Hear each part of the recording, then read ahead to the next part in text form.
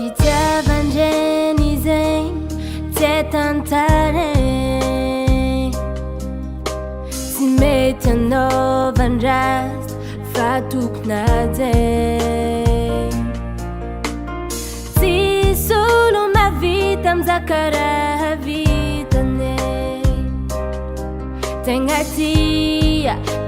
tiantsika amin'ny ankizy. Malahelo anao izy tsy faly, tambelananao itomagny, fa fandranomaso izy tsy miala eo. Karakaraina an-tegna koa marary, tambelanantegna hita, atao mizara azony atao izy kan-tegna zange. Mama kutia, mama tsara, njehinura mandalo, imama kutia takalo. Mama kutia, mama tsara, na lavitry na mari, fafonero efa mifampiky. Mama kutia,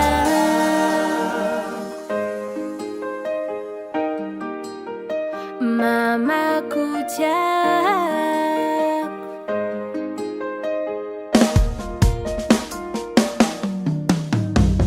Si vivolagna izy nitondratsika, niaritry hafanagna ndraiky andro mangatsiaka.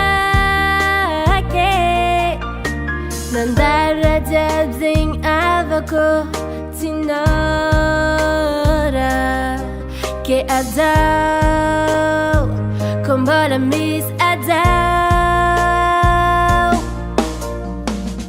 Mety misy agny tarimy andadiny karazay,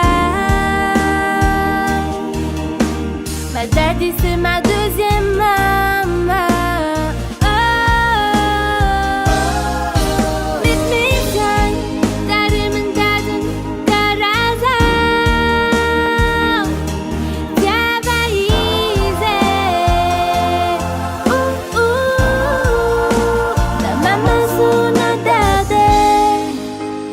Jeunesse na matwe, iroro samtak fue.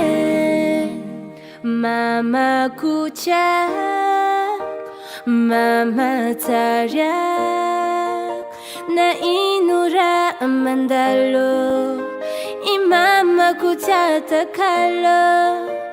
Mama kutia, mama tariak, na lavitry na mari, fafonero efa mifampiky.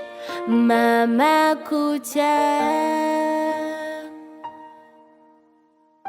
NI Music.